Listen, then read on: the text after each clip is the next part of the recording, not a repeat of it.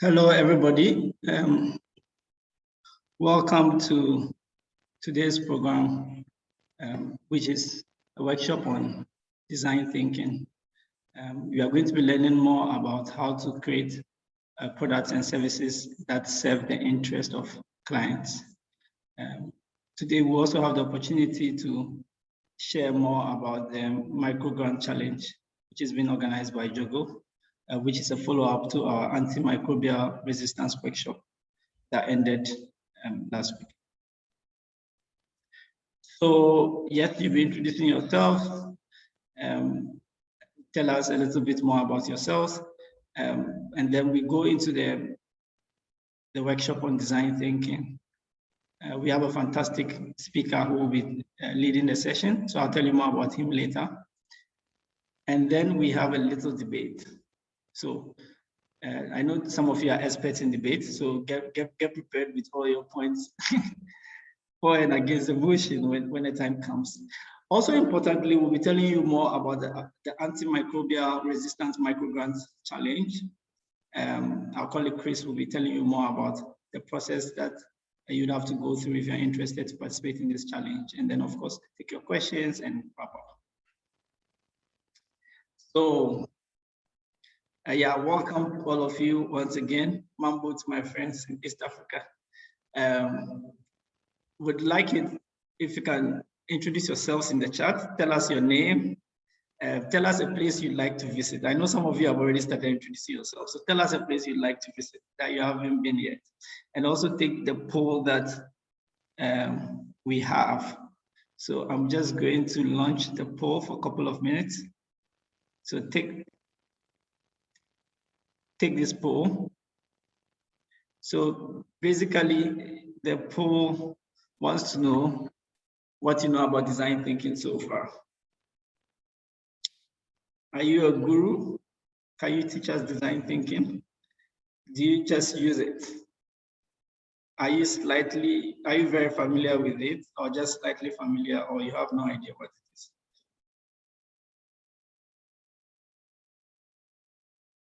This is just to give us an idea, you know, about what we know so far.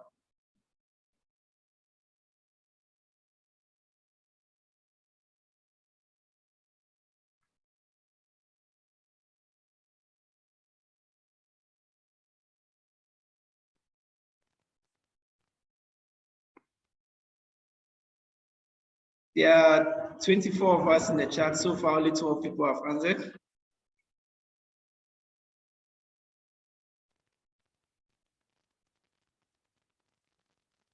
Can we have a few more people answering?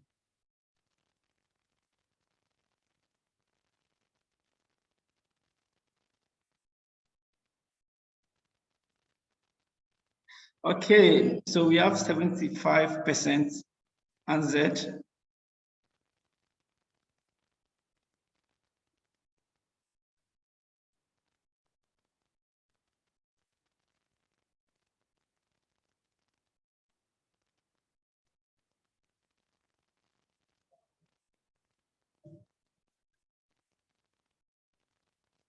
Thank you very much.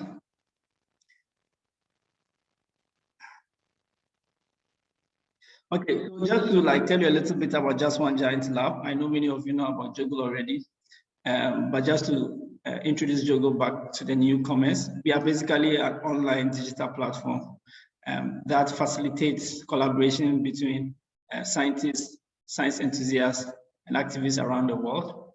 We believe in the power of open science and technology for sustainable development. We also don't only work through our digital architecture, but we also build communities that are focused on specific topics that solve challenges around the world. I'll be telling you a little bit more about antimicrobial resistance community. At the same time, we also support existing communities and initiatives. So for example, if you have a project or you have a community that you need the tools, resources, connections, and collaborations to be able to carry out your work, would be very happy to support you to do that. So with JOGL Africa, we are all about collaboration. We are all about creating support systems and creating the networks that would lead to the application of open science and technology for sustainable development on the continent. So we are looking forward to working with many of you on this task. We initiated the Africa Community Call as a way of creating shared learning among different stakeholders from around the continent. So far, we've had an introductory event. We've had a workshop we've had a panel discussion on fourth industrial revolution and social innovation in Africa. And today we are talking about design thinking. So over the course of the quarter, as well as going forward from next year, we'll be engaging you and many others on some of these topics as we go on. So today, our main focus is on learning more about the process of design thinking, because we think that it's instrumental in helping people create projects and innovations that really solve real world problems. And we are very lucky to have a very talented young man, Lebohang Likhojane from South Africa, to, as it were, introduce us to the concept of design thinking and what it entails in terms of creating solutions to challenges that we face. I happen to have met Lebo through a Facebook event here in Accra, Icons of Change. So he was selected among top 40 icons of change from across Africa. And it was really fascinating to get to meet him and to know more about his work. He's the CEO of Smart Essentials, which is into e-commerce, delivering groceries in Johannesburg, South Africa. And he also founded sort of like a think tank for thought leadership called Rethink Africa, which is really focused on digitalization. How do we transform businesses through digitalization? So I'm going to hand over to Lebo to really walk us through the process of design thinking. So over to you, my brother. Gameli, thank you for the lovely introduction. I'd like to welcome everyone also here from different countries. Sorry, I'm not gonna open my, hi Chris, I'm not gonna open my camera. It's very cold in Johannesburg, so I look crusty and I have my beanie on. So thanks to technology, we can always hide behind cameras. But also it's an honor and a privilege to be doing work with Gameli. I think we've been speaking about doing work together ever since I left Ghana, Accra. And this was before COVID. And finally, we got up to something. He posted in one group. And I was like, hey, man, you know, I know how to do these things. But also, I'd also like to mention that we do a lot of work, especially in the e-commerce space, e-commerce, digitization of small businesses. And especially if you look at it in the context of Africa, we want to really get traditional businesses online and help a lot of young people how to get online. And I think design thinking is one of the first processes that we use to do that, because many people think about digital technology as just as a whole business, but there's a thinking that goes into it. You need to design your business in such a way that you will understand your customers, you'll understand your target market, and you'll understand the problems that you're solving, right? And with you guys, I know that the conversation here is about, okay, Gameli just said I must show my face. Okay, cool. The man is bullying me here. So yeah, this is me. I don't look that crusty, but I think I'm all right. I'm from South Africa. I'm basically in Johannesburg now, but not to waste much time because I know I have, okay, thanks, Graham. Thanks, Graham. At least that's a vote of confidence. So not to waste much of your time. And also I'd like to mention, I saw that Gameli, you are also looking for collaboration. You're looking for partners. Good, we are here, our hands are up, we are ready to change, to put work in what we can do. And yeah, we'll probably have that conversation going forward after this. But yeah, just not to, okay, is it fine? Can I switch off my camera? All right, cool. Let me start sharing my screen and let's go into design thinking. So like I said, sorry. Like I said, we are Rethink Africa. We are Rethink Africa. My partner, one of my partners, has also joined the conversation here. So we are Rethink Africa. We basically started this. Okay. I see there's some stuff happening. We are Rethink Africa. So we basically started Rethink Africa last year during lockdown. We wrote a book on e-commerce. And we, in the context of Southern Africa, we're looking at countries like Zimbabwe, looking at countries like Namibia, Botswana, and countries that are at the southern side of Africa, and how can they adopt e-commerce, right? And then we looked at how we can use design thinking as a process and a methodology for us to get people on e-commerce. So basically, design thinking is really a role on how to solve human-centered problems, because it's really about what do you solve for the customer. And also, I'd like to say that if you have, because I can't see what's happening on the other side, and I can't see what's happening on the chats, if you have any questions, if you'd like to open your mic and have an engagement, you're more than welcome to do that. This is not, this is not like a lecture. This is really an engagement. Someone's mic is on. Do you maybe want to say something? All right, cool. So yeah, you can check us online at rethinkafrica.online. So like I said, design thinking is really making things people want and not necessarily what you think would work.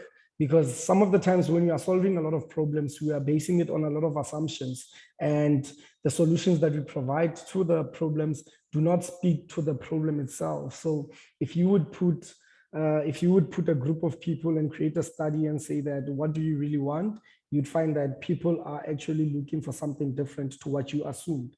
So it's always testing your assumptions and going about how do you go about solving these problems in a sustainable way. And that's the thing about design thinking that I like. It creates a sustainability model for us to create sustainable solutions instead of us creating solutions that are not going to be sustainable, right? Because there's money that goes into solving problems. There's a lot of things that goes into solving problems. But if we do it right the first time, we might save a lot of time. We might save a lot of money as well. Like I said, my name is Lebu. We started Rethink Africa. I'm the co-founder of Rethink Africa and the founder of Smartessential. Smartessential is an online grocery store. I literally started it on the streets of Bloemfontein here in South Africa. And I was selling fruit and veg. And that was when, in 2016, and that was when I was thinking about how do I take it online? And I use platforms like Facebook. I use platforms like your Instagram to start selling before I can even develop a website, because design thinking always challenges us to constantly test your ideas, see whether it works, see whether it's viable, and see whether it's receptive to people as well. Because sometimes we introduce solutions that the market is not ready for. And at the time, I think in South Africa, e-commerce was not that big.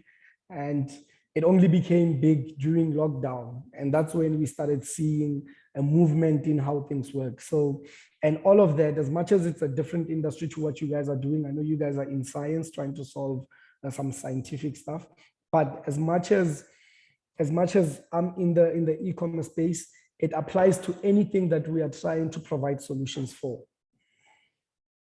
So I've done a lot of media stuff. We're on a show on ETV. It's one of our big broadcaster here on SAFM. We're doing a show there on e-commerce. And then I collaborated. I love collaboration, and I think I'm more than welcome and more than willing to collaborate with any one of you guys as well, if there's something that you think that we can work on. So I collaborated with a friend of mine, Adele Onyango. I think I met her also in Ghana when I was with Kameli them. So we did we did some podcasts on how can young people get into e-commerce. And through that, I think we did some great impact. Adele is doing quite some great work as well. So the big question here is what actually is design thinking and what it's not, right? So as much as we can think about design thinking, some people would think about the visual design. Some people would think about designing from a graphic design perspective, but that's not the case. It's a process that you put in place and you follow certain steps for you to get certain results, right? So you put in place certain processes and certain steps that allows you to get information and feedback. And from the feedback, you start ideating now and you start creating, and that's where innovation comes in place. That's where you start now creating solutions. But before that, you need to basically start identifying what are the problems that you're solving, who are you solving it for, why are you solving it, and how will the user benefit from this? So here we are going to be talking about design thinking in its broadest meaning, and this is just going to the breadth of what it is and the depth of it, right? So as per the code there, design thinking is often confused, and I did mention this, is confused with visual design. What you see, that's not basically design thinking. That's just visual design. It's another form of design. Right. And design thinking, it's a methodology. If you can look it up on Google, it's a methodology. There are steps that you follow. There's a scientific method of how you solve problems. It's basically a scientific method of how you solve problems because it's a methodology, right? So yeah, the great Steve Jobs also understood what design thinking is. So design is not just what it looks like and feels. Design is how it works. Like I said, it's the process. So the process is important in how you do stuff, right? So like for instance, in our company now, we are implementing a design thinking for our internal structure because we are trying to say that now that we are getting employees, we are trying to look how can we work together because there's always problems. It's either there are external problems that you're trying to solve for your clients, or there are internal problems that you're trying to solve for your company or your organizations to make the company work or go smoothly, because we encounter problems on a daily basis, on a weekly basis. So if we can apply the methods of design thinking, I think we are one step ahead of trying to understand what we are dealing with. Everything is designed, right? So how, even when you get into your car, how everything is set up, there was a methodology because they thought about the customer. So the nice thing about design thinking is that you put a client first, you put the customer, your preferred customer or your target audience first. You think about their problems and you think about how you are going to solve them, right? So when you are in a steering wheel, you are driving your car, if there's a volume there that they've put, BMW has put in new technology to say that there's a volume, they understood that it takes time for you to go and press it and say, next song. You might as well do it while you are driving. So there was a process in place because they understood the pain points of the client or the driver in this example. Even my car insurance broker uses design, right? So they also understand. So it's always understanding the problem. So for you to have a car insurance, you think about the problems that you're going to encounter. They thought about that. They thought about that for you, and then they provided a solution. So basically, if you are going to think about a problem that you're trying to solve in this context, of course, you guys are trying to solve I just forgot the name, microgems or something scientific, right? In the biochemist, biochemist. Kameli, can you please help me there? We're trying to solve antimicrobial resistance. So lots of bacteria becoming resistant to antibiotics. And so we're giving people money to try and tackle the problem and to start their own project in that area. Yes. So basically with that, before you even try to solve that, you need to understand what are the problems involved in that space or in that environment of trying to solve such a situation or such a problem. So you would think about what are the problems people are facing now and how do we solve them, right? Because many a times we try to come up with ideas or we try to think of things that are not going to fit into the problem. And that's a huge problem on its own because you are creating more problems in the world. And I think with the methodology like design thinking, we are trying to avoid creating more problems by creating solutions that don't even speak to the problem. And that's important.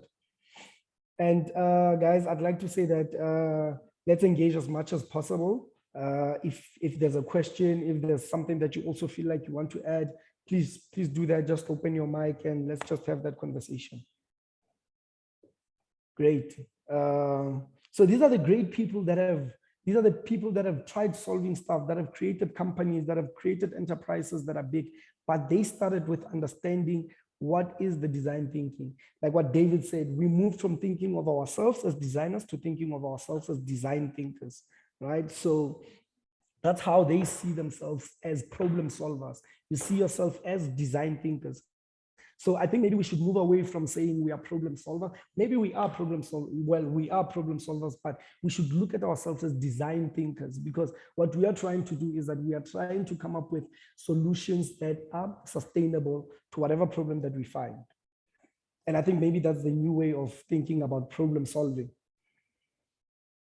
Design thinking is a user-centered approach to problem solving. So in other words, I also call it a human-centered approach to solving problems, because we are really solving problems that people are dealing with, you know, and we are the people that are assigned, or we took initiative to say that, look, we are going to solve this. Like this group that is here, we are going to solve this problem, and we are going to try to look at how do we really go about it. So if there are problems in Ghana, for instance, in the micro, I just forget the name. I forget the name because I'm not in that space. But yeah, if we find that there's a lot of people that are in that space that are facing these problems, we need to sit down now and say that, how do we solve these problems? And the first approach that we need to think about, what is the approach that we are going to take to solve this human-centered problems?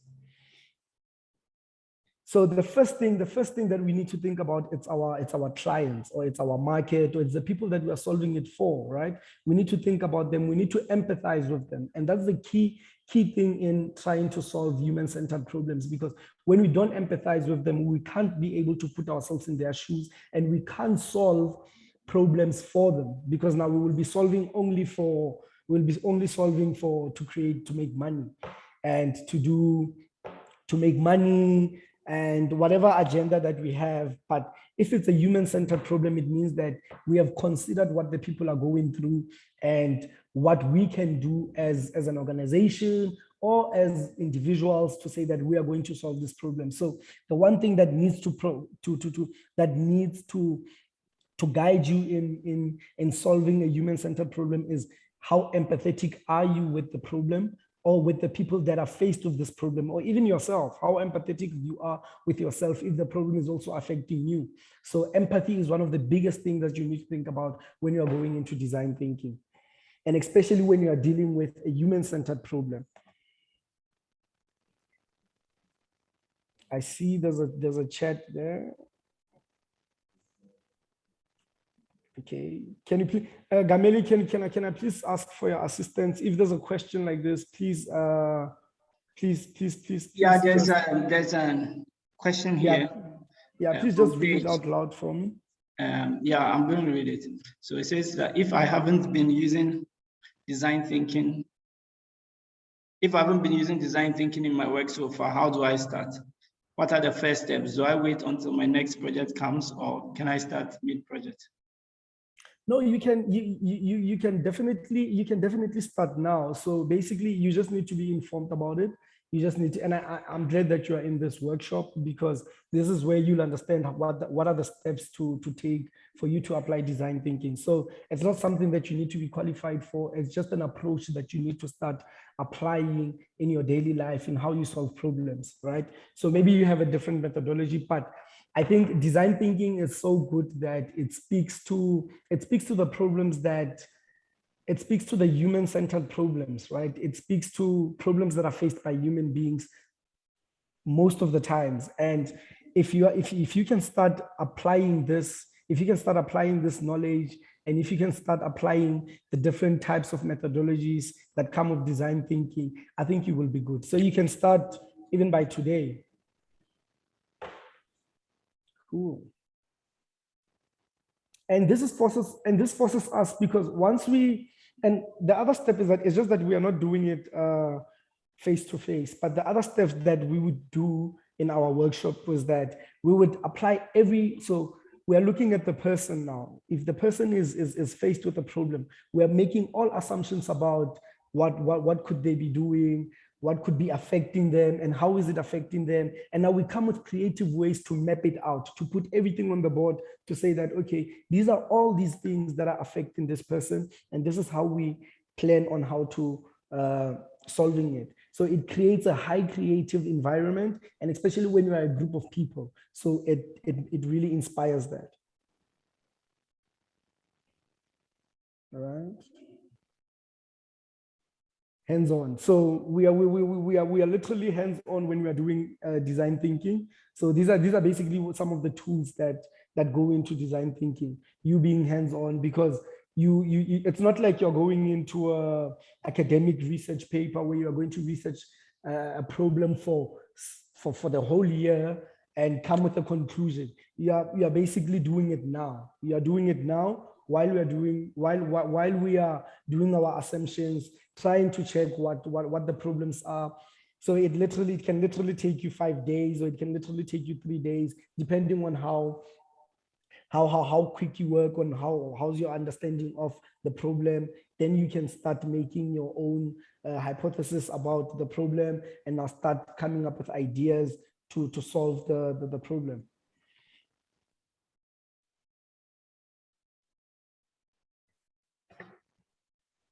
Yes, is there someone who's opening their mic? So I can't see what's happening. So it also. No, Lebo, please go ahead. Oh, okay, cool. It's highly iterative. There's no straight line, because some things change along the lines, because you constantly get new information with design thinking. So it's a constant cycle, right? So you get information, you put it out to the market, you test it out and get feedback from the users that are going to use the solution that you guys have provided. And from there, you start implementing new stuff. So it's a constant, it doesn't stop. Design thinking doesn't stop. And this is one thing that I'd like to say, because we are looking for a sustainable solution, it doesn't stop. It doesn't mean that now you'll find one idea and then you think it will work for the rest of the year or for the coming next 5 years. You need to work on it on a daily basis to perfect what you're doing, because customers or clients or even people that are affected by certain problems face challenges on a daily, and problems also change to something else. So you constantly need to be on the ground, constantly need to be speaking to the users, and constantly need to be getting that information so that you may better your model or better the solution that you're providing, so that it can be a model that works.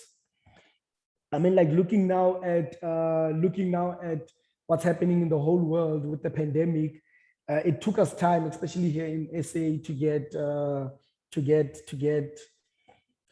get vaccines, right? Because we were with what the government was communicating with was that it's constantly testing. So my thinking was that, okay, they're going through a design thinking process, that they are testing the product, whether it's good for humans or whether it will speak to the problem that we are facing now. So it doesn't mean that now that they have the vaccine, they have to stop with coming up with solutions and trying to understand how can they solve this problem, because the problem is big. So you constantly have to go out there, put it out in market, get users to use it, and after using it, get your feedback, and then constantly go with the cycle and start understanding what is the problem, and even with defining the problem, because it helps you to define the problem once you start speaking to the audience that you have identified as people that will use your product. Right? Like I said, this is the cycle that we normally think about when we use.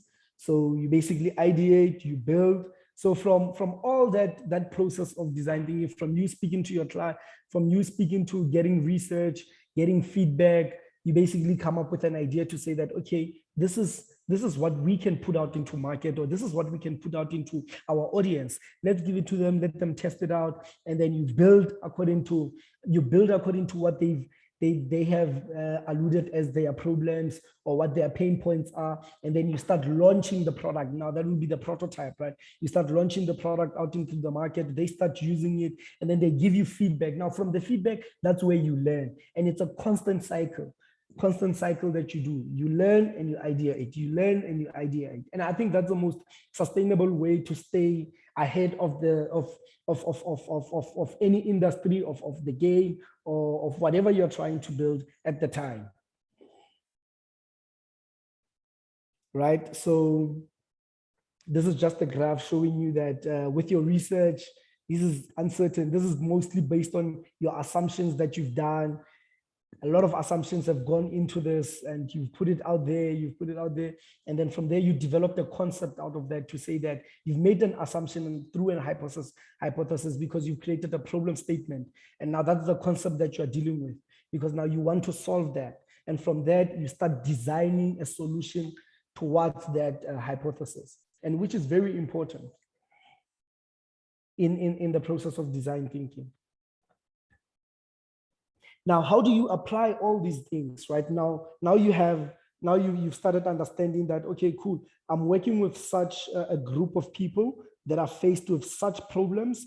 And from there, you've started taking out, you've started creating now like a problem statement. And from your problem statement, you want to apply design thinking to this because it's a process, right? It does not end there. It's a process that goes in. And when can design thinking be helpful? Let's check, right? So there are wicked problems. We call them wicked problems because these are problems that are really ill-defined and that are very hectic in society, and that cause a bit of a risk in what we in human society and all that, right? So in the beginning, both problems and solutions are unknown at the beginning. A large part of the problem is actually defining the problem. Like I said, you need to define the problem from the assumptions that you've got out from your clients, or not necessarily clients, but from the audience, people that you've identified as users of the product. You've taken out a lot of assumptions, and from there, now you start defining the problem and giving it a statement to say that this is the problem that you are dealing with. So even now, if you're going to go and there's a challenge, right? If they are going to go into the challenge, they need to define the problem that they are trying to solve. Because if they're not, if the problem is not defined, and then you come up with a solution to an undefined problem, it becomes a problem. And chances of you creating a product that can be used in society, but that can be used by the target group, the chances of them using it are very slim. So you need to define that for the target audience, and you need to see that it speaks to every individual that you've interviewed or that you've got. You don't have to interview the whole group of people. You just need probably 10 personas that are in line with what you're trying to solve. Okay, I see there are questions there.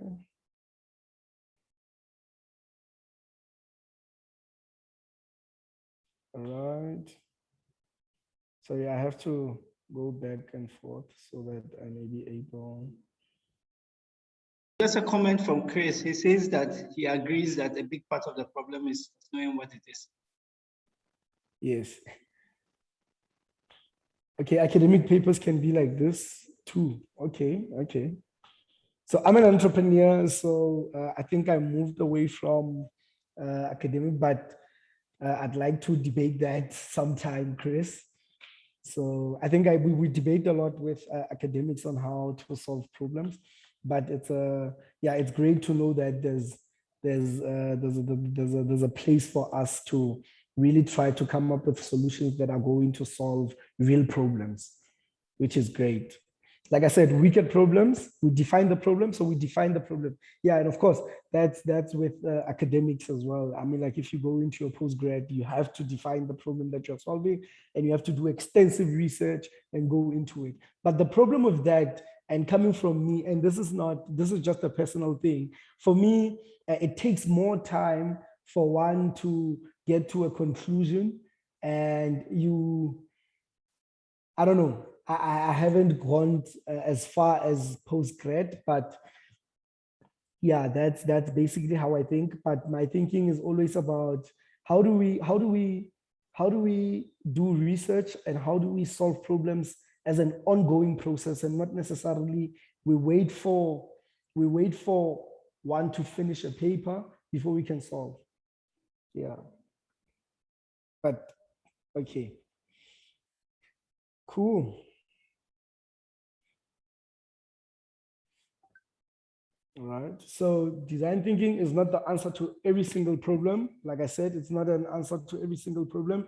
It needs, for me, design thinking is very good when we solve it towards human-centered problems that are unlike industry problems where you'd find that you would have to, I don't know, what can I use as an example, but there are some industry problems that have a lot of political attachment to it and stuff like that. Those are things that need to be solved by just us getting into a parliament and agreeing on one thing and saying that this is how it's going to work. But mostly, I think if we are going to solve human-centered problems and problems that are affecting us in society, in our communities, I mean, like in South Africa, we have huge problems of sewage, right? Just water running through our townships, and it's bad. So I think design thinking applies very well there, because that's where people are mostly affected, and how we can solve that. We can bring in an engineer, but we can have a process to think about how does this thing get solved so that it can benefit society in a healthy way. Because they try, and especially from a government perspective, they try to provide solutions, but they are not sustainable. So there's a lot of things that they have not thought about. So yeah, those are some of the things that we are faced with, especially in our communities in Africa. I don't know how it is in Europe, but yeah, those are some of the stuff that need urgent design thinkers. And I think it's important that Kameli and team, you've opened up such a platform so that as Africans, we can just, or as a world community, we can just come and solve problems that are affecting societies. So here's a diagram that says, with business, when you're solving problems, the solutions that you're going to think about, they have to be very viable, right? You have to see whether if you're solving this problem, how viable is it? Is someone willing to pay? So those are some of the questions that you go into. You start asking the right questions. And I think design thinking also has a lot to do with how you ask your questions. So is it whether are people going to be willing to spend for such a product? Are they willing to put money, or yeah, whatever the case might be, that there's an ROI involved in that. And then there's a technology study as well that will be feasible. So if you're going to use technology, is it feasible? People will be able to use it? Will it be able to get in townships? In my case, in the context of South Africa, will it be able to get into townships? There's places like Soweto, there's places like Alexandra that don't have infrastructure, internet infrastructure. So if we're going to use technology as a solution towards this, will it be feasible? So if we can answer that, then it means that we are not speaking to the right audience, and we are not solving the problems that are faced by those people in those communities. And with design thinking, it gets you to go deeper and understand where are these people and what solution can we provide. I mean, like there was a problem, especially for rural people, that was created. So M-Pesa, I don't know if people from East Africa will know about it, especially Kenya and Tanzania. I know M-Pesa is big there. So you'd know that M-Pesa is an easy way for you to send money to people using USSD, right? So those are some of the solutions that when you are providing a solution and trying to understand the problems that people are facing. So the problem was people couldn't send money because they're in rural areas. It's very remote. There's no internet connection, so they can't do anything. So M-Pesa worked perfectly there because they understood where the market is. So even when you are thinking about technology, and this is what we always say as well, as much as people want to have online stores and all that, you can't have an online store but knowing that there's no clients that are going to be using the platform. So even in the problems that you're trying to solve, if you're trying to solve a problem, you need to understand the client, and it always goes back to the client. So if you empathize with the client, you won't propose a technological solution because you know that they can't afford technology or there's no infrastructure in place. So you understand their pain points, deeper pain points. And that's the process that's quite very important in design thinking. And people of what as well, desirability of the product as well. Is it something that they can use for themselves? Is it something that they would want? And is it something that speaks to what they want as well? I mean, like if you are creating a micro, I just forget the name, sorry, but if you forget, if you are Microbial resistance. Micro. I think you can just say AMR. What can I say, Gameli? AMR.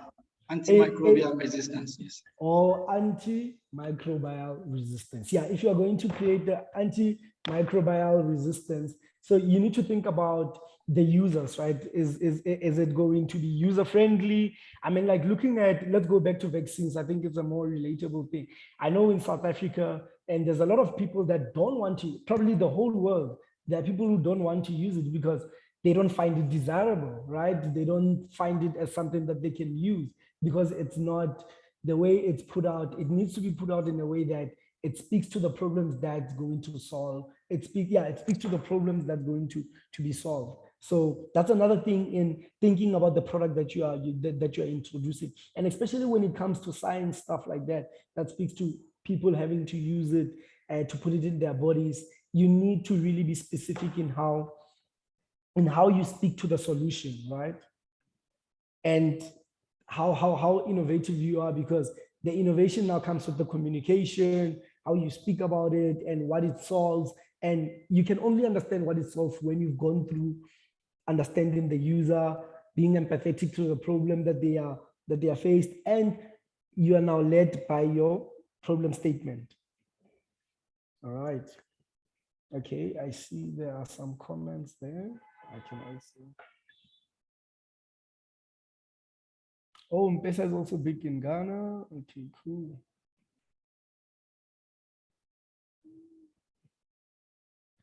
Right. I can contribute to the implementation of innovations.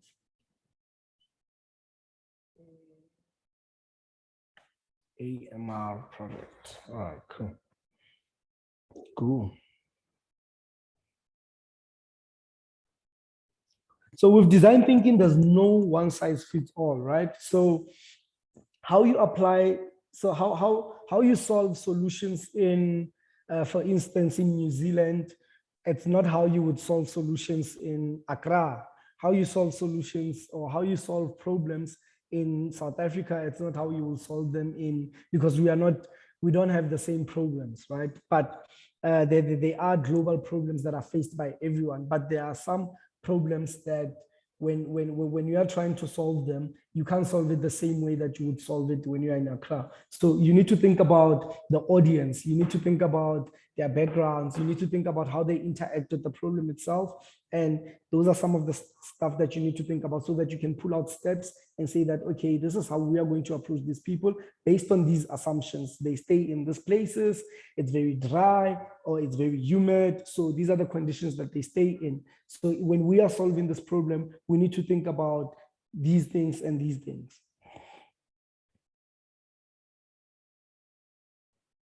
So the process itself is, first you have to empathize. So now this is the whole design thinking process. So there was a question if you can apply design thinking now, or when can you start? You can literally apply it now. These are the steps that you can follow. So you basically find a way to empathize with the audience and define the problems. And when you empathize, you make a lot of assumptions. You need to look at all the assumptions that go into there. You need to think about where they stay, where they are, how the problem affects them, and how can you go about solving the problem. Not even thinking about the solution, but you think about the problems, list all the problems, and then from there, you will define the problem into one statement to say that this is actually the big problem that we are trying to solve here. And then from there, that's when you start ideating. Now you start coming with ideas to say that, okay, maybe this will be the best possible way for us to work with this problem, or maybe this will be, and it's nice when you work in groups because now you can start coming with different approaches to the problem, right? And then from there, you will be able to take out the prototype. The prototype will be what you will use to take to market, to audience, so that you can see how they interact with the solution or whether it solves the problem, right? And then you test it out and then it goes back to you again. And then you start thinking about that whole process again from feedback, and then you ideate and you're constantly working on the idea, constantly working on it so that you can build a good product that will be sustainable for the problem at hand. And then empathizing, obviously, it's understanding the experience, the situation. Now we are breaking it down, the situation, emotion of the person who you are working with. And then you need to observe the context of their lives, right? Like I said, how you solve solutions in America is different how you solve solutions to Kenya, for instance. So you need to understand how people engage with that. So it's more of a understanding the human nature and how human beings interact with these problems. So that's very important. All right. And now from there you define. So basically what you can do is that from all these things, what you can do is that you can observe users and their behavior. You can literally jot it down write it down on a paper. What have you observed about the users? And then engage with the people. So do some interviews, create a questionnaire based on your hypothesis or based on your how you've defined the problem. So now you can start engaging with them and ask them questions about, because now you are having real experience with humans, and because this is a human-centered problem. So you need to experience them, talk to them on a daily basis, and don't just throw solutions to them. So you need to talk to them, get as much information as possible so that you can create your own hypothesis around that, watch and listen, and then that's how you go about that. And then you define, so the defining part of it is that this is a process where you're finding a form, is it to address what the problem is, right? So the user, you'll develop an understanding of the person you are designing it for, because based on those assumptions, based on those information that you've gotten out of them from your questionnaires and everything else, now you'll start defining the problem from a user perspective to say that, okay, this is how they see the problem. This is how it affects them. So there's emotion involved because now you've empathized, you've put empathy into that. And then their needs, you try to understand what are their needs and what is important for them at the time. So if it means that I have to send M-Pesa, why is it important for someone to send M-Pesa? And then all that, why is it important for people to look at AMR solutions for their problems? So those are some of the stuff that you need to think about, right? Great. And then you ideate, and then from there, that's when you start now coming up, concluding and saying that, okay, let's come up with ideas. And now that's where your creativity, innovation comes into place, because now you are going to, from the problems that you have, because you've defined all the problems, you have all the data put down there. And then from there, you start now being creative. And that's where the creativity comes in. Now you are starting to solve problems, real problems, right? Now you start looking at, okay, how can we solve this problem? If people are using M-Pesa for this situation, how can they use it in rurals? How can we create people who are living in remote areas for them to send money or receive money from their loved ones? So you create that, you come up with ideas, and then you test it out. From creating the prototype. The prototype, basically, it's from what you've received, what the idea that you've came up with. So you'll come up and then you'll decide as a group to say that this is the idea that we'll go for, and that is the brilliant idea. And then the idea, you'll form it into a prototype. It can be on a paper, it can be a drawing, it can be a sketch of the solution, just for you to let people interact with the solution, because it's important. And then you take it to market again, interview people again, and ask them how they they engage with the problem, and just observe how they engage with the solution that you provided, so that you know whether it works or not. And I think design thinking is also very good, because now it allows you to test your ideas as soon as possible. You don't have to wait for, I mean, like, I know in South Africa, there's a lot of people that, and probably in the rest of the world, right? There's a lot of people that have ideas, but they're always waiting for funding, or they're waiting for staff for them to start. So it's important for you to start, because now when you understand your audience, when you understand the users of the solution, and you understand all that, it's quicker for you to put it out in market, and then you can start raising money on something that lives and something that exists and something that has been tested in market. So now it gives you more confidence in your solution, right? Great.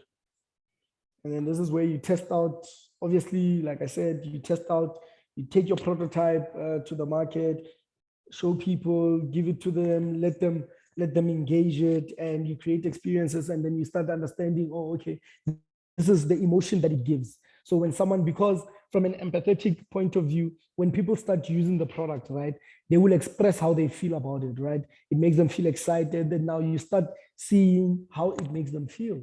And you start putting from, because based on what the problem does to people, people feel sad, and people feel a bit down, and they don't know, they don't have any hope in whether this thing is going to be solved. But with what you have created, it gives them new hope now. So people start getting excited. There's a new dawn, you know, so that's the most important thing.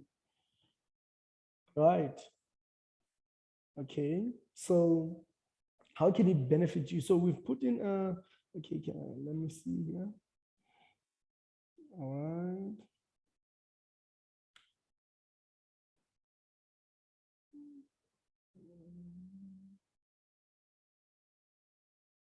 Yes.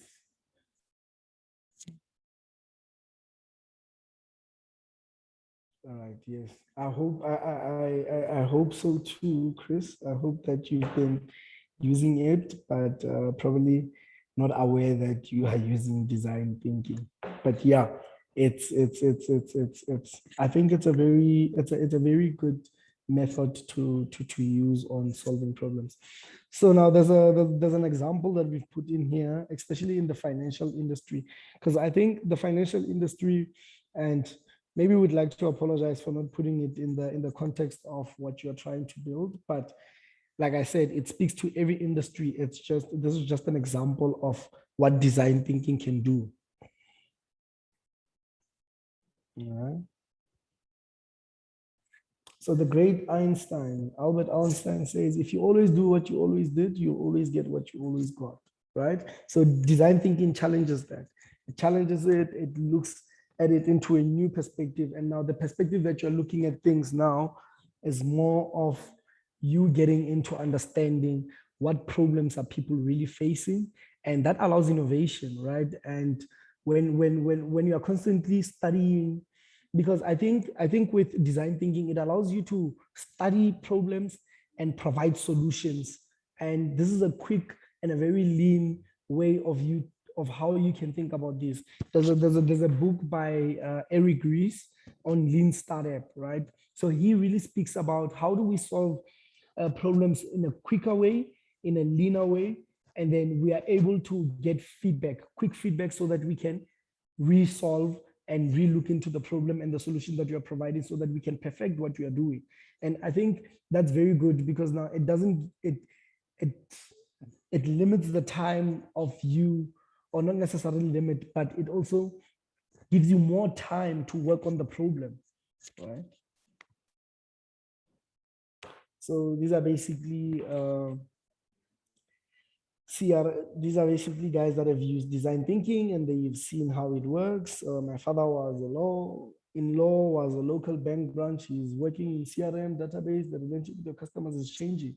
So everything is changing. How we interact with the world, how we speak to the world, and how, I mean, like, here we are now. There was a design thinking that probably went into Zoom, right? Now we are able to have a workshop with people from different countries in one. So this is a solution that was that people thought about, that how do we connect people into one place just using technology. So everything is changing. So people adopt new technology, discover new solutions, and develop different expectations. So Gameli, I'd also like to ask, with the AMR, are you going to be, are you also advising the cohort, if I can say, to use what technology are they going to, is there a technology element that they're going to use? No, so the group that we have here actually is not just people from the AMR project. There are people working on different types of solutions in different sectors. But we are, in today's session, we are also going to share more information about a microgrant challenge that we have for the AMR community. And those who are part of the AMR project, they have ideas covering different areas. So some of them are thinking about, for example, how do you implement stewardship programs in hospitals to improve AMR? How can you undertake public education projects around antimicrobial resistance? There's a project which is on digital mapping of antimicrobial resistance, basically trying to show us where the problems are. So yeah, the solutions are different from education to biology to technology. Yeah. Oh, okay. Okay. No, thanks for that context. So yeah, so so I'm just going to use the financial industry because I come from a background of finance and management. So I speak mostly on that part because this is basically my industry. So you'd find that in the financial industry, a lot of banks or a lot of financial institutions are still not receptive to what technology is doing in the industry, right? And how it's changing and shaping how we engage and communicate with banking now, right? So this was people adopt new technology, discover new solutions, and develop different expectations, right? So which triggers the need for new approaches in the financial industry. So these are some of the challenges that are faced in the financial industry, right? So you would know what challenges are in the AMR space, and where you're trying to solve some stuff related to microorganisms or bacteria or pathogens, or how people are affected by diseases and stuff like that. So you would know what goes into that. So you would list all those things and try to understand what are the problems that are faced. And so the challenges that are faced in the financial industry is that there's a threat of disruption by fintech, right? Because now everyone is using, everyone has a mobile phone. So obviously banking is changing, and how we use it. There's also conversations around mobile banks or digital banks that are being introduced. There's one that was introduced now in South Africa. Even the big banks in SA now, they're migrating to digital. So those are some of the stuff. So high customer acquisition cost, low customer loyalty. So those are some of the stuff that people are seeing in the banking industry. Increasing difficult to sell up, so you can't anymore because it's just too traditional and nothing is changing, you know.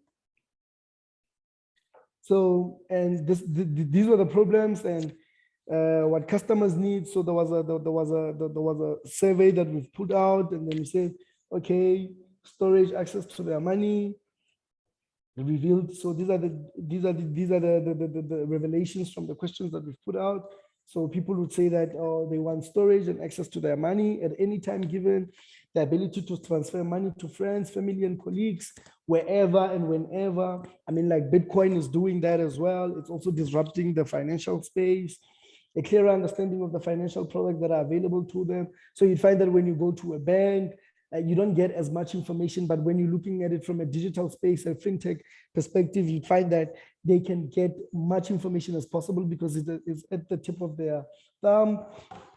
Easier way to pay bills because everything is automated. So even in how you're going to be solving the AMR, so coming with AMR solutions, so you need to think about, okay, cool, how do we solve this to make people's life easier?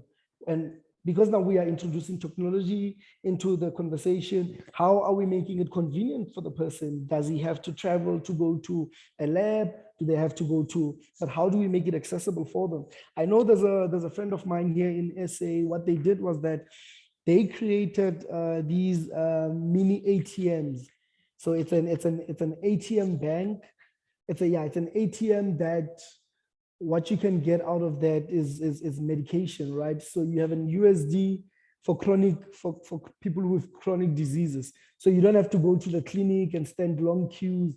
You just have to go there, put in your thing, and then just take out your medication out of that. So they thought about the problems that people are facing, because he was in a situation where he was faced with a chronic illness and he couldn't get access to, he was too far from going to the clinic or the hospital. So it was very challenging for him. And that's how he created that. And yeah, he created a solution out of that.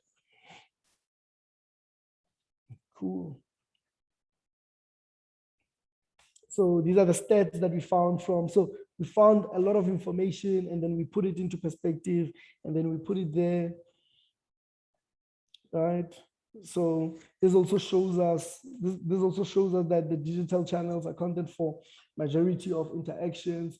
So we see in different countries, how are people banking? How are they using their transactions? How are they interacting with their banks? So you start to realize that, oh, okay, there's more people now on smartphones, ATM, it's still there, but slowly but surely. And this was a study done in 2014. So you can imagine how the stats are now. So you need to understand that as well in providing a solution. You need to, that's why it's important to understand your clients, right? So when you understand your clients, when you understand the user, you'll understand where they are, what their challenges, and especially what mobile phones do they have so at their disposal, and how do you make it accessible to them? Because the other thing with coming up with solutions or solving these human-centered problems is that how do you make the solutions accessible to the user? And that's very important.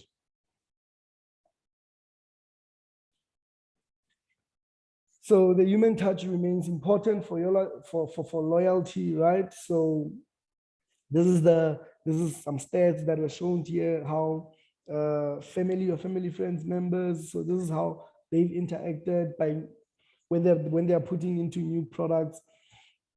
So these are some of the stats that you can see there. What influences people's purchasing decisions and stuff like that.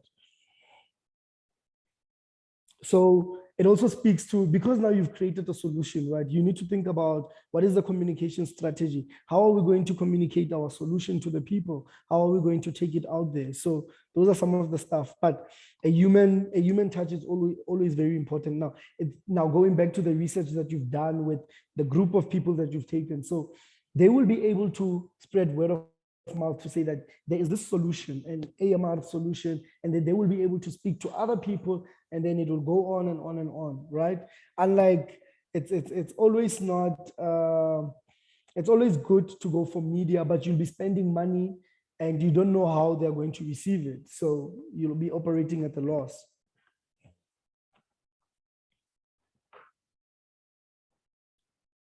So this is how the customer experience has changed.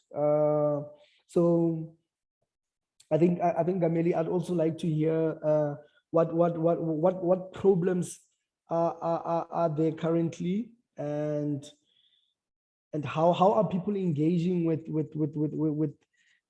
AMR currently, or with the problem that's at hand. Okay, so conversation. The problem with antimicrobial resistance is that these days, when people take antibiotics that are known to be effective against some infections, they no longer work very well, right? And from research, the main reason why this is happening is because of abuse. So either they are overprescribing antibiotics in hospitals, or patients are not taking their medicines properly, or farmers are feeding their animals with antimicrobials. So basically, the microorganisms get exposed to antibiotics at times that they are not supposed to, and they somehow develop resistance to antibiotics that were previously effective against them. So in order to solve the problem, there are like many different ideas and strategies, but then we need to operationalize some of these big ideas in tangible solutions. So some of the ideas will be, how do you convince people to properly take their antibiotic courses? Or how do you improve prescribing practice in hospitals? Or how do you teach farmers when to be able to give antibiotics to their animals? How do you ensure that people properly dispose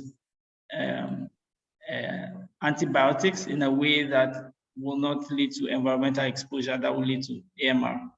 Another thing will be, how do you even like showcase the problem, draw more attention to the problem using data for people to really see that, okay, there's a problem like this going on. You know, so these are some of the things I think in terms of AMR. Yeah, because from what you're saying now, I can already tell there's also a distribution problem in how these medication is distributed to people. Some can get access to it, some overuse it. So and of course, like you said, there's the teaching of farmers as well on how they can, when they can give to their users, which is the animals, of course. And so there's a lot of things that have to go into that. So yeah, I think it's quite an interesting one. I'd like to, yeah, you must just invite me for these. These are quite interesting. So yeah, so basically this is how the banking system is. Now everything is changing, right? For me to go inquire about, so it's the same thing, right? For people to know what their prescription is, they can now check on their app. They can check on a tablet, or they can check on their app or their software, whatever you guys have developed, and then now you can start communicating this to the distributor and to the user, right? So that app can mitigate between the two, and now it creates a solution for that, right? And then you can be able to know now that people can't overdose or animals don't overdose. So I think it's stuff that people can think about on how to use it. Same as the banking industry, right? I don't have to now call and use my airtime to call the bank. I can just go on the internet and just speak to them. All right, okay, cool.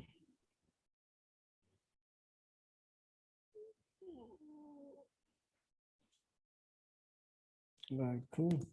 So design thinking really helps you to innovate, and you can only innovate once you understand what the problem is. You can't innovate, and I think the word innovation, it's misused at times, because people are saying they are innovating, but they're not solving any problem with their innovation. Their innovation is just a personal thing, because I feel like I want to create something that's going to change the world, but it's not speaking to the problems of the world. So innovation is bringing solutions that are going to speak to the problems of the world, or your immediate community, or your immediate surroundings, right? So you need to think about that. And design thinking helps you do that, because it lets you go deeper to the problem and understand what it is, what's the problem. And then from there, you can come up with innovative ways of solving it. And these are creative ways of how to solve this thing. And that's why creativity matters the most, right? So that's why we need entrepreneurs, we need design thinkers, we need thinkers that will think in a very creative way on solving problems. Cool. A big bet. So basically big bets would be new product technology that go to market and flop, often for reasons that are hard to figure out. So it's basically what I said, right? You think that you are innovating, but you have not understood what the problems are. So when you don't understand what the problems are, you'd find yourself in a situation where you've created a problem that does not work. Number one, you've spent money on it. Number two, there was no real problems that you're solving, and you can't quantify them to say that this is the data that we have, this is how people are engaging with our product. And I think one of the things that's very important of design thinking is that it allows you to give customers a test of the prototype before even creating a product. So you can let people use it for 3 months and see how it goes. And then from there, you can go MVP, after prototype MVP, from MVP now, you are going to market. So it allows you to solve problems while even testing, you know, so that's important. And that's why I said it's all about doing. It's all about doing and not necessarily discussing matters. Like we can sit the whole day, go into debates and debating about these and this and this, but if we don't solve it, it's pointless. So design thinking, it's a highly lean approach. It's a lean approach. Like I said, you should check out Eric Ries. There's a book there called The Lean Startup. Eric Ries, can someone just write it down there? Or maybe let me write it down for you. So this is a very interesting book that I'd recommend for everyone. Eric Ries.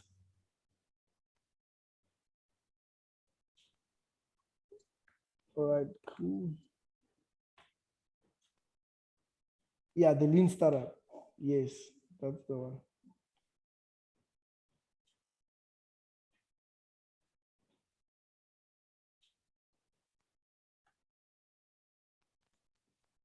Oh, okay, cool. I see there's someone who's asking how can I use my business as a case study. So Smart Essentials.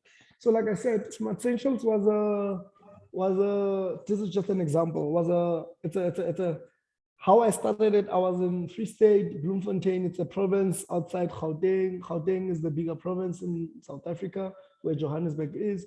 So I was in Bloemfontein at home. So what we did was, this was just after I had some situations with the university. And then I went to town with a few friends of mine.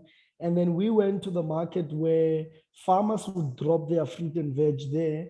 And then we would sell fruit on the streets. I think every country we find people selling fruit and veg on the streets. And that's what I did, right?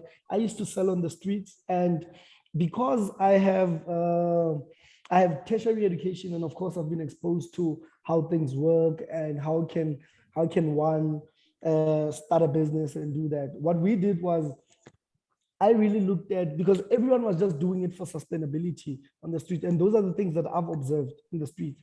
They can be a big business, but it's just that people are thinking, the thinking is not right. It's just at a sustainable perspective where you're saying that I just need something to eat tonight, or I just need something to put food on the table. But I thought about it as, how do I create a big business out of this thing? So from there, I started learning about the retail space, and that's how I used to test a lot, right? Before building a website, I went online and I started selling on Facebook, on a Facebook page. And I think that was where I started creating prototypes of an online store. And when I was marketing, communicating our solution to clients, because you'd find that every day when people knock off from work, they are carrying plastic bags of food. And I was like, there's viability here. This is a viable business because people are constantly buying. And from there, that's how we started saying, okay, cool, let's test this out online. And then we saw traction. And from there, I started advertising in Johannesburg. When I started advertising in Johannesburg, that was when I started making informed moves, informed decision on how do I move to Johannesburg, to the bigger city, and start opening there and operating. And long story short, this is where we find ourselves today, from studying literally at the streets, selling fruit and veg, and trying to understand what the market is, trying to understand what industry we find ourselves. And that's how we moved, and that's how we grew. So that's how Smart Essentials use the concept of design thinking. And we got introduced to design thinking in varsity. I think it was in 2014, if not 15. We got introduced to this in how, because the approach was, there's a lot of problems in the newspaper. So how do we solve those problems? So, and these are, newspapers always speak about problems in townships and wherever. So how do we come up with solutions to those problems that we find in the newspaper? So that was the approach that we used to learn. And that's the activity that we like to use even in our workshops. But yeah. So cool. Is everyone okay? Are there any questions so far?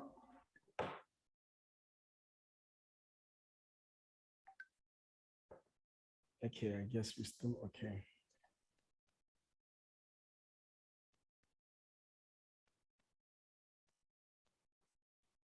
So design thinking also helps you to differentiate from competitors, right? Because, and it's not like doing a competitor study, but it's basically you understanding, because you don't pay attention to what your competition is doing and you are trying to implement it, or what the other guys are trying to do. You are basically looking at the problem head on and trying to solve it, right? Because there's a lot of people that are creating duplicate solutions, but they do not really understand. I think there's a question there. Okay. Cool. Joy, I'd like to hear your voice. Okay. Okay, Joy has sent me. I want it to be as interactive as possible. Okay, so Joy has a question and she says, how can design thinking contribute to the implementation of innovations, right? So I think, sorry, is there someone that wants to say something?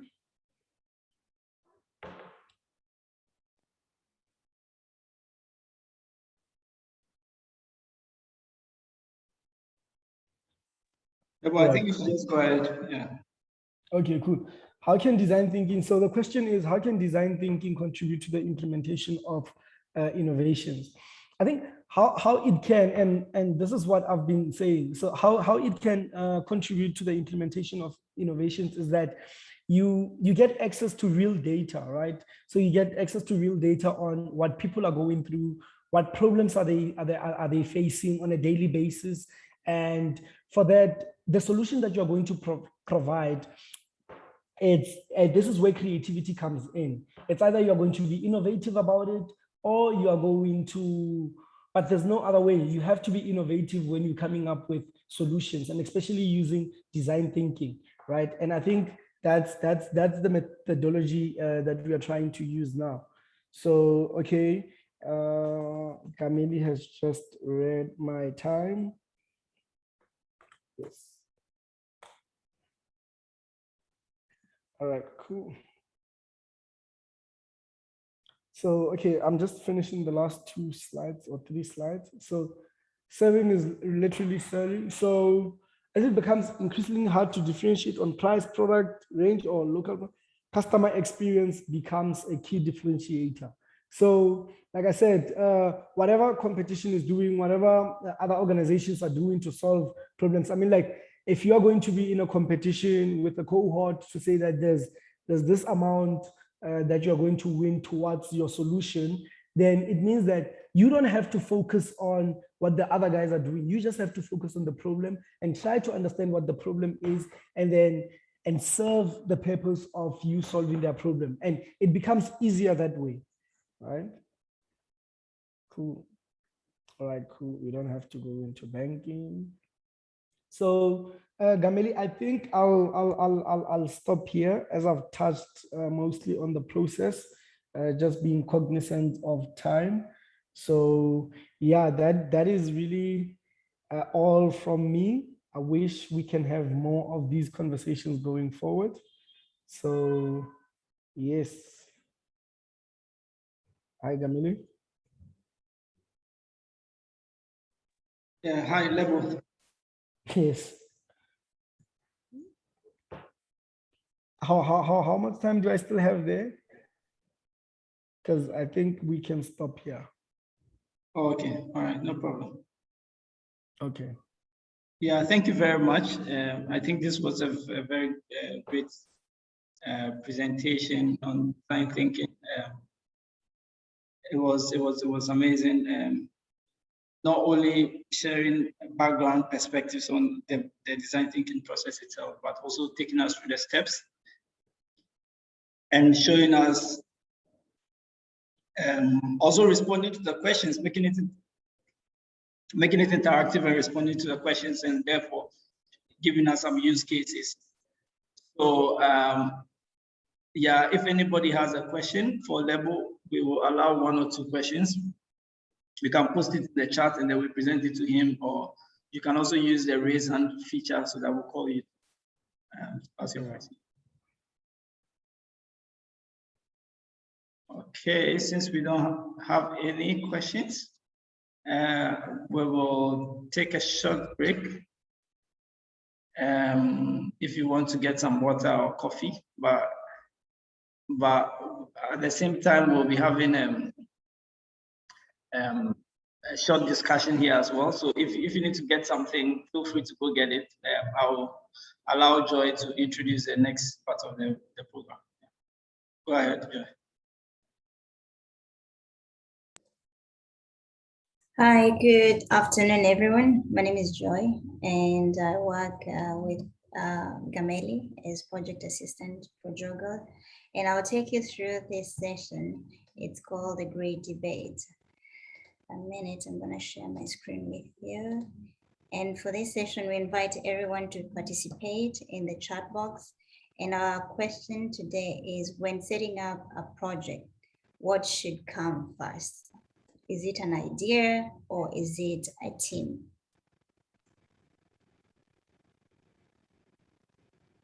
We know we have different perspectives, so we'd like to share or to hear your opinion. Do you think an idea comes first or a team? Because all of us are going to participate in the AMR Microgrant Challenge. So what do you think comes first? Or you can open your mic and share with us. If I'd like to say something while some people by themselves and talk as well. This is quite interesting because most things, I guess, they start off as you would traditionally think they start off as ideas. But I know at the same time that when it comes to hackathons and competitions and things that often come up with a very good answer, the teams are formed first, like with iGEM, the International Genetically Engineered Machine competition, which runs every year, and it's a competition for scientists across the globe, to students as well, non-scientists, come together and think of how we can use biology to solve problems. Oftentimes, or almost always, the team is formed first, and maybe it's a certain set of people with some different expertise in different areas. And then they sort of try and think of the problem after trying to find what the problem is, and then come up with a solution.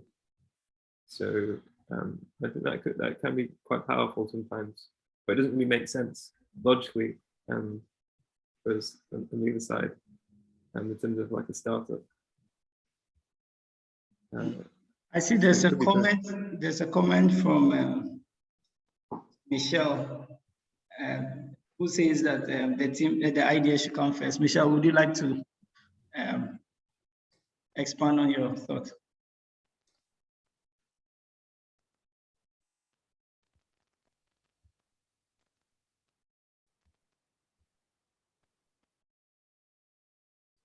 Okay, Michelle is not speaking, and so I would like to invite. There's a comment in the chat box from Bejna. Would you like to speak up? There's also a hand raised up. Israel Bejna. Yeah. Can you hear me? Yes. Yeah, I also think both of those options are very important, because having a team would bring out the best of ideas when you have a discussion on what to do about a project. And in the first place, let's say you have a one-man project, having the first thought of undertaking a project to solve a problem is also very important. So having the thoughts alone is okay, and then getting the team is very important to bring out the best idea to help solve the project.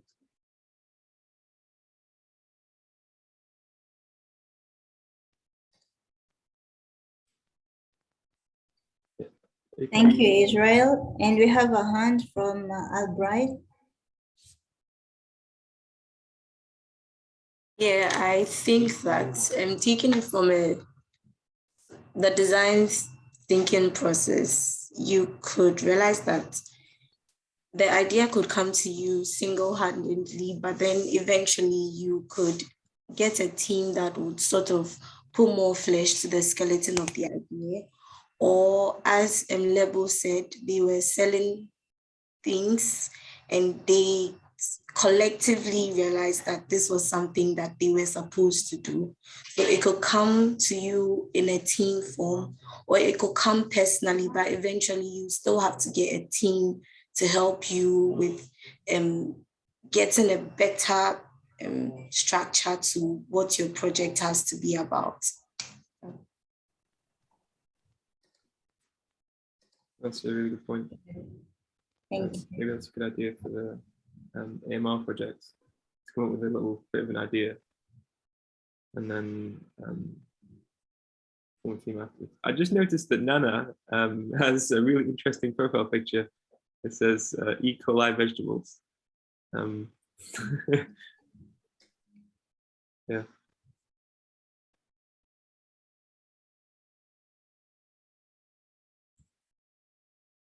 You can talk whenever you'd like, by the way, anyone, you don't have to ask permission or anything.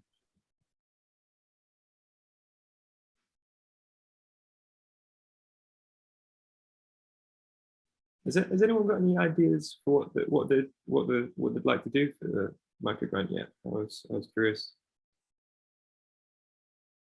Yes, yeah. No. I saw your profile picture just then. The E. coli vegetables. Oh, okay. Hello. Yeah. Thank you. Okay. Let me say something small about whether you need an idea or a team.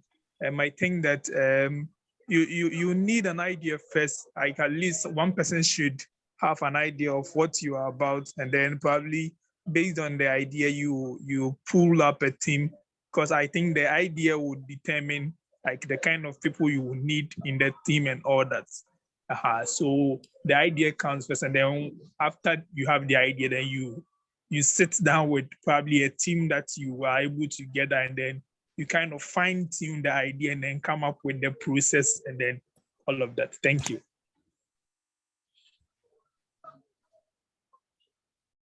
Yeah, I think that's a good idea. It incorporates both. Yeah, it incorporates both the sort of the design thinking at the same time as, because you want to have the idea, and then using your idea, you need to solve the problem of the idea. You form the team, and then you iteratively come back, and your team might have improvement for it, a bit like what Albright said.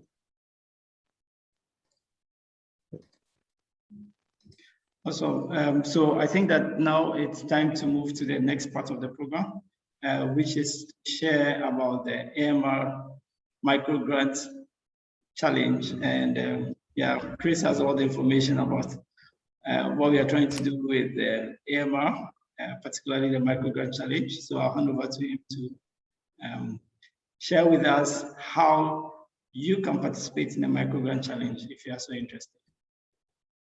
Okay. I'll share the screen. Yes, go ahead.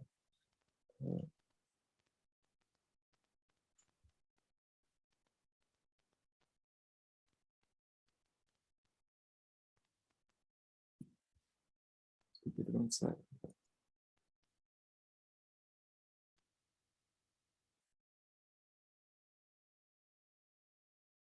Right, so so you might not know there's an AMR community, or maybe you're already part of it. But what we're trying to do is we're trying to create a community of people, of innovators who can try and solve the problem of antimicrobial resistance, which is the fact that right now lots of bacteria, things that can give us disease, they are becoming resistant to the treatments that we use to get rid of those diseases. So people are coming into hospitals, they're getting disease, and what used to be very easy to cure is no longer very easy to cure, and it's because lots of problems we talked about during our AMR MOOC or module that a lot of you will have attended. And now it's our ambition to move on to the second part of the program. Now we have a kind of curriculum on what AMR is, to give out a single microgrant of €1,000 to one team that wants to do some good in their local area, or maybe on a more grand scale.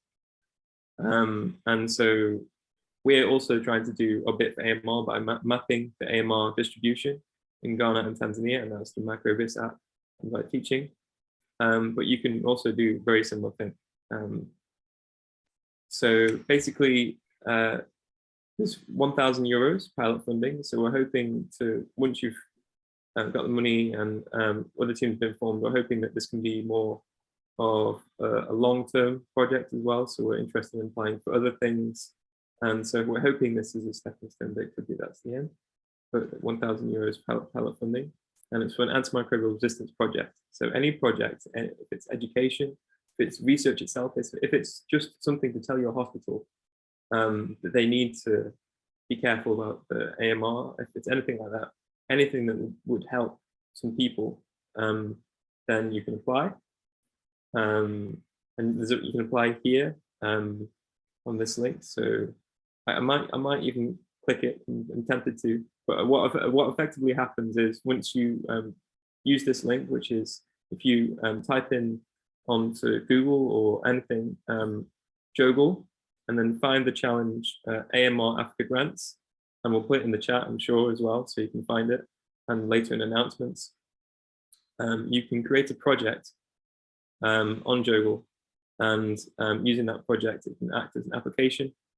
And what will happen is we'll have a list of quite a few applications, and as an applicant, as someone who has a project once you've created it, you also are part of the review process. So it's not like other reviews where we have a panel or a grant panel. In fact, it's a very democratic process.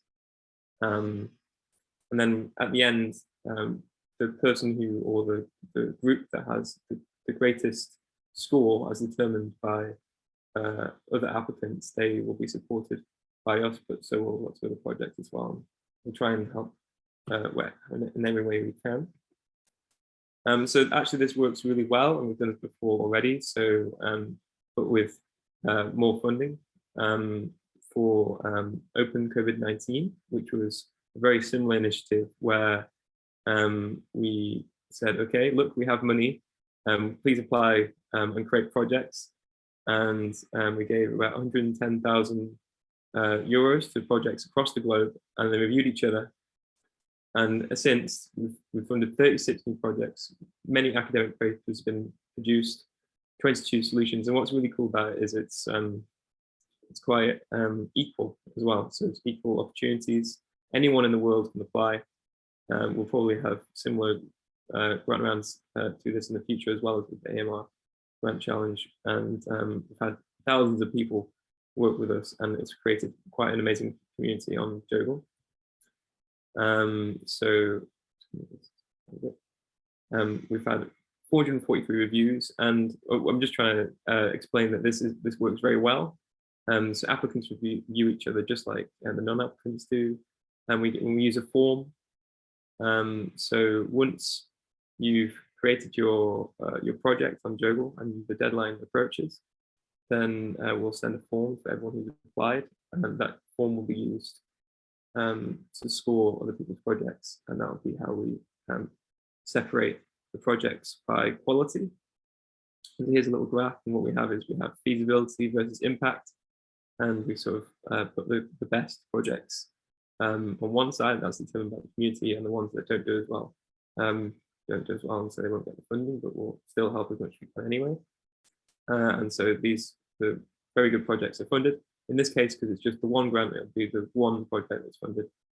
But what's cool about this is it's actually fair. So in traditional grant review, what happens is a lot of the time, it'll be one grant panel instead of only a few people. And what we found is our review correlations, or that is the agreement between reviewers, is steady. And also, if you remove reviews, it tends to be that the ranking of projects remains the same, which is very good for fairness and democracy. And then, so what's happened?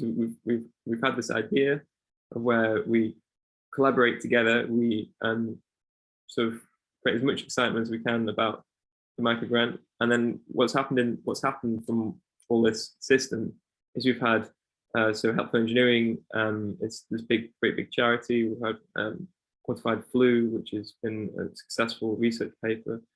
Helped people academically. We've had Open Enzyme Production, which has become a whole great big charity. Friendzymes, which has set up their own hackathon now. Basic Respirator, which is a startup by Hunter Futo, and she's doing a sort of lecture / grand announcement in 2 weeks, which will be incredibly interesting.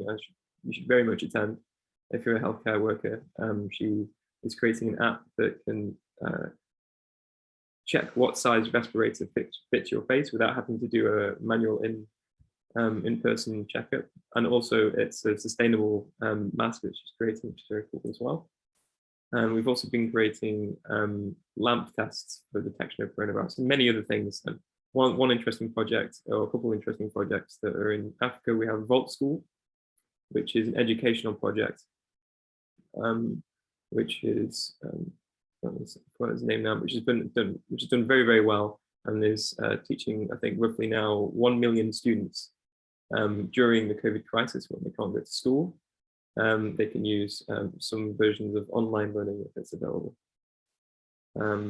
and also for very, very low bandwidth costs as well.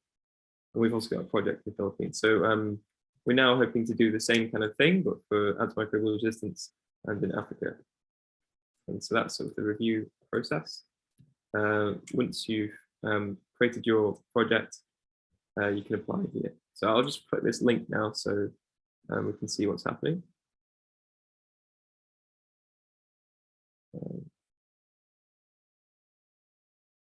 So basically, you go to this web page, which is, if you can search on JOGL as well. So if I was to search on JOGL, anyone can sign in. You can create your own account. You will need to create an account to apply, but it's very easy. You go to challenges, and you can see that we've got AMR in Africa grant round. And so that's just next to the MOOC that we hosted earlier for the online learnings. And all the steps to apply for the grant are visible on the challenge as well. Apologies, it's taking some time to load. And what you do is you create a project. So if I was to press the submit a project button, this would be a project that you create on JOGL, and anyone can create a project. And I've already made lots of projects, so you can see them all popping up here, but you can create a new project as well. So you can create a project in JOGL with also many other buttons. So create, there's a create a project, for example, as well. Give it a title, and then once it's sort of near ready, so if there's any projects that are applied yet, but I'll show you an example project, which is quite interesting. So, so someone's already had a go. So I mean, maybe I don't want to give you a review of what I've done so far, but all the projects are visible online, so you can help each other. I would recommend, if you can see someone else doing a similar project or they live near you, or if you can think of a way that you can create new collaborations, then please reach out. Ask if there's anyone that lives nearby, and we can see if there's any sort of group project you can do, but also international projects are welcome. So there's lots of iGEM teams. So I talked about iGEM earlier, that they're creating projects to create solutions to various things, but not on the AMR yet, I don't think. There's more of a local scheme. Okay, let's have a look at this project that one of the iGEM teams has made. So they've created like a little banner, and then they go on to this. They've used the template which has been provided by them and is available on the grant challenge. And they've just created all the things they're going to do on their project.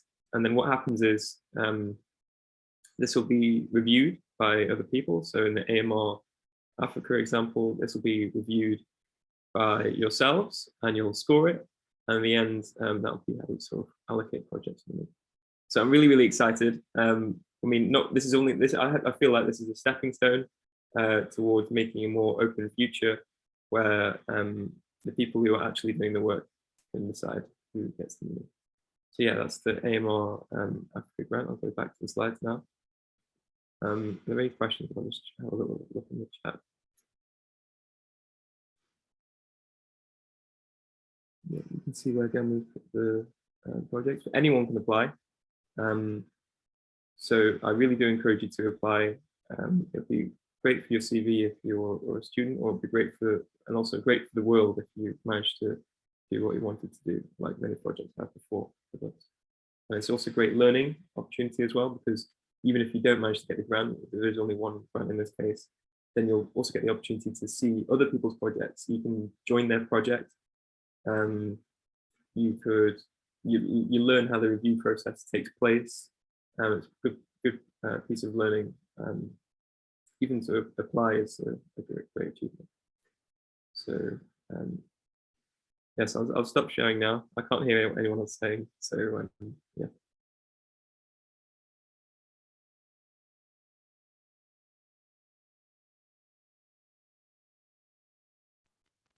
Yes, thank you very much, Chris. I think that was a really great overview of the AMR Microgrant Challenge.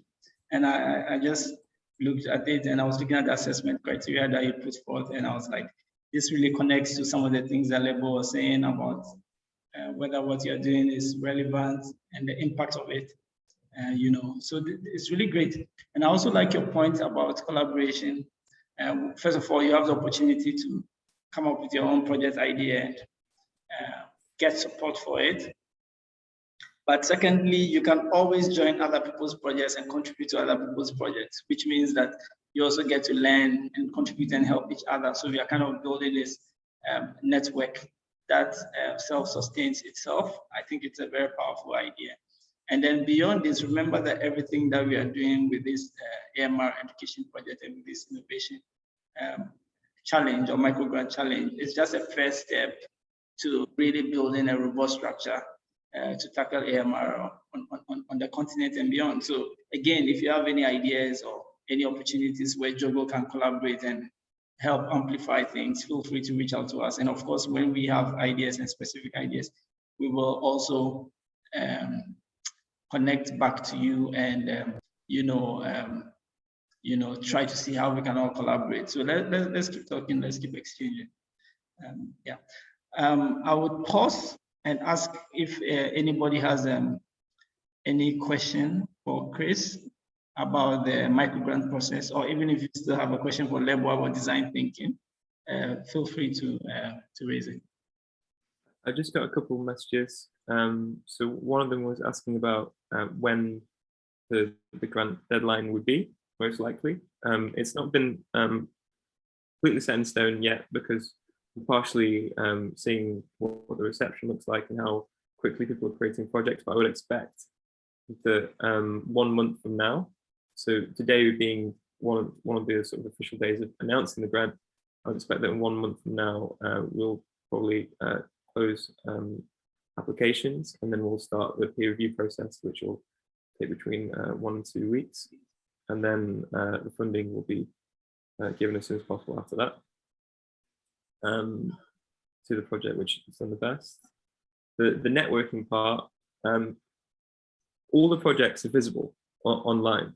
So if you see that someone creates a project that is near you, so the challenge begins now. You can start writing at this moment. It ends likely in 1 month, I would say. It could be that people ask the deadline to be extended by 1 day so they can finish their project, and that's quite typical. But I would say most likely from 1 month from now. The networking part, as projects are visible, you'll be able to comment and also message people that created other projects. And what normally does very, very well is if you create a collaboration with multiple projects. So for example, if a few of you work in the hospital, then it could be that you could do a project which is not just in one hospital, but in a few hospitals, and present your work together. For example, to show that it's not just your hospital which is having trouble in terms of AMR detection, but multiple. and this could make a big effect in terms of policy change.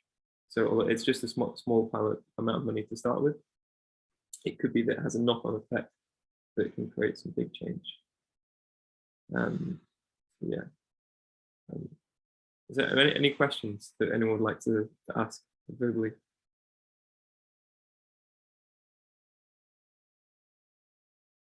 Okay. Well, that was my piece on the AMR Microgrant, so thank you. Thank you very much, Chris. I just also wanted to make another quick point that, again, remember that this is an opportunity for you to form teams and collaborate with others. So if maybe you belong to a student association in your university, or you already belong to a group, working on some sort of innovation project, might be a good idea to gather 3 people, 4 people together to kind of brainstorm, exchange ideas, and then apply for this grant. Because if you have perspectives from different people, different skills and expertise, you might have a stronger chance or a stronger opportunity to be able to successfully participate in the grants or in this project. So yeah, in the absence of, sorry, go ahead, Chris. I should say that in terms of networking, so you might see yourself in the Zoom. Also, a lot of you might have been as part of a space or part of the MOOC challenges. And so I'll just share my screen now. One way of finding people that might be interested in joining your team, and because everyone's extremely active, especially in the room still now, I'll just share my screen again. So one way of finding potential people that would join you, so there's about 73 members of the MOOC that learned all about AMR. And a lot of these people are technicians, interested also in the grant. You can find out people who are part of this here, and you can actually message them. So for example, if I saw that we have, so you can see this person here, Elvis, a water microbiologist. So we can maybe even approach Elvis, and they're in Ghana, and contact them through the contact button and can ask them questions. Would they be interested in creating a project with you? And maybe they've already got a project. So it looks like, yeah, so it looks like they're already interested in creating a project on the multi-drug resistance.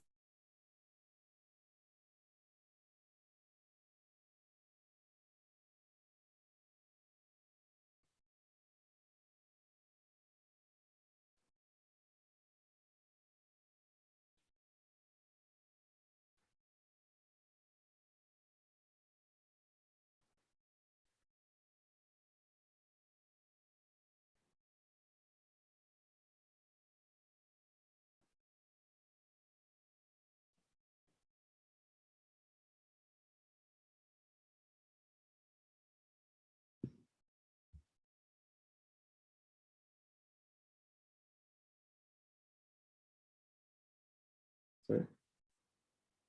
Can you hear us, Kamali?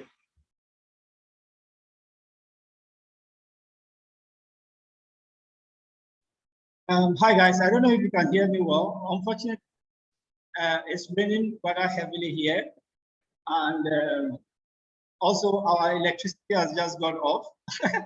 So I had to use mobile data to connect back. So yeah, I'll just share the rest of the, I'll just go to the rest of the presentation. Almost done. Okay, so just to share with you the next piece of events and activities that will be happening in terms of JOGL Africa more broadly. We are planning a workshop on science community engagement. It will be happening on the 10th of November. After that, we have an antimicrobial resistance awareness program. So the idea behind this AMR awareness program is celebrate the global Global Antibiotics Awareness Week from the WHO. We plan to identify some of the projects that will participate in the Microgrant Challenge, who may be interested to share more about what they are doing, the global audience. So invite the global JOGL community and other collaborators in our networks for you to share your ideas and your project ideas with them. Hopefully that will lead to more collaborations and more opportunities. And then we have another big event on the 24th, which we are looking at doing it with the Barcamp style, where we talk about different topics like intellectual property, project management, fundraising.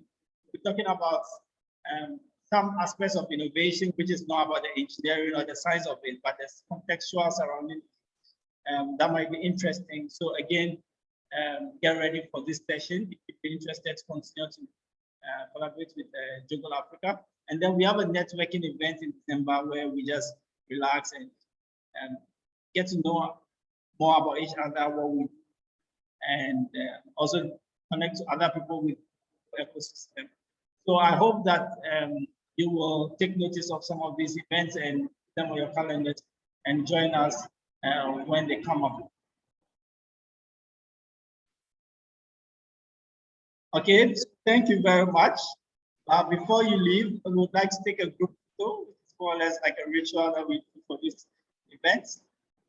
So if you'll be interested, please turn on your cameras so you can see your faces, and then we take one lovely, nice